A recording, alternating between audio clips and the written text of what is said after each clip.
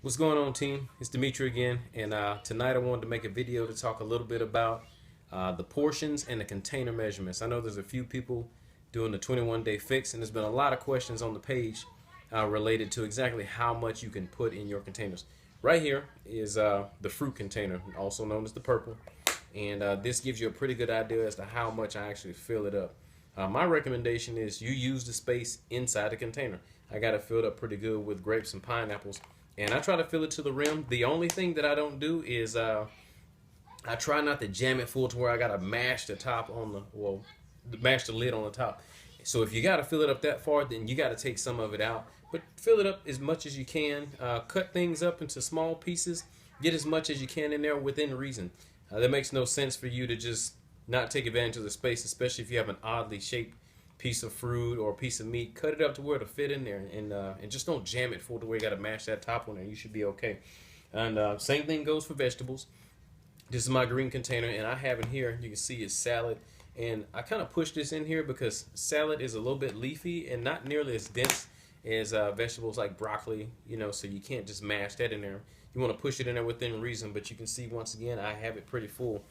And one thing I wanted you to pay attention to is to take a look at, what are you doing, lady? I was just trying to show it because you can't really see. Okay. This is, No, we're going live. No, leave it on. Yeah, leave it be. I got my co-producer in the back doing her thing. Okay, so I wanted folks to pay attention to this. This right here is the infamous yellow container, which is the measurement of carbs. And the reason why I want to bring this to people's attention is because when I saw this, it was a real reality check for me as to what a serving of carbs looked like. I used to eat way more carbs than this per sitting by far. I used to eat about 4 times this. But what I had to do is I had to swallow my pride and kind of stick with the program and work this into my regimen. And after a while, it wasn't really that bad. But as soon as I started paying attention to this and my protein measurement, it was a reality check, but it also started to generate really good results, especially around my core area. I started to shed pounds in all those trouble spots, and it was because I started to be really disciplined about my carb control. So make sure that you work that in. Look, this isn't that big, guys, so you pay close attention to this. You shouldn't be eating this too many more carbs than this right here. Not enough rice. Yeah, and see, Shirley's upset because she can't get a lot of rice in here. You better jam as full as you can and make the best of it. Other information that I wanted to share with you guys is timing. Timing is critical. So be sure, let me get my notes together. Be sure that you pay attention to the time keys when you eat your food. You want to make sure that you eat your meals every 2 to 3 hours. You want to make sure that you consume your fruits before 7:30. And I use that as a benchmark just to make sure that you don't eat fruits too late, so you don't have any unnecessary sugars in your regimen that get stored as fat late in the day. You want to try to get all your fruits and vegetables, your fruits in as early as possible, and then by 7:30 you kind of make you a cutoff as to not having any fruits beyond that time. Other tips with using the containers, there's a lot of times when you have multiple servings. You may have 2 or 3 carb servings in a day, and what I'll do is I will use these as a measuring tool.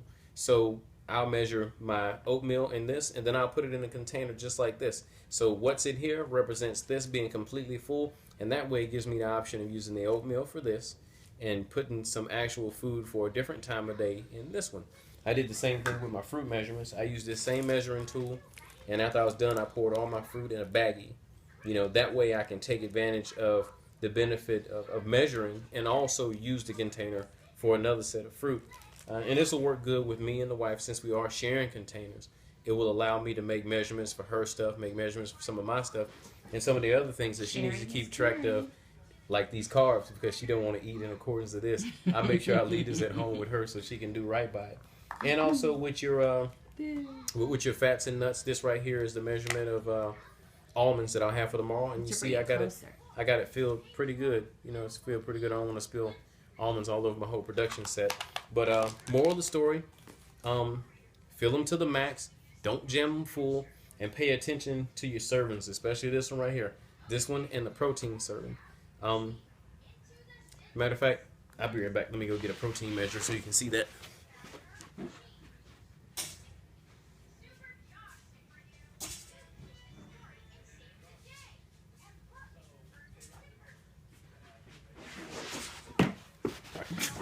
That'd have been bad if I failed. Okay, yeah, here's your protein measurement right here.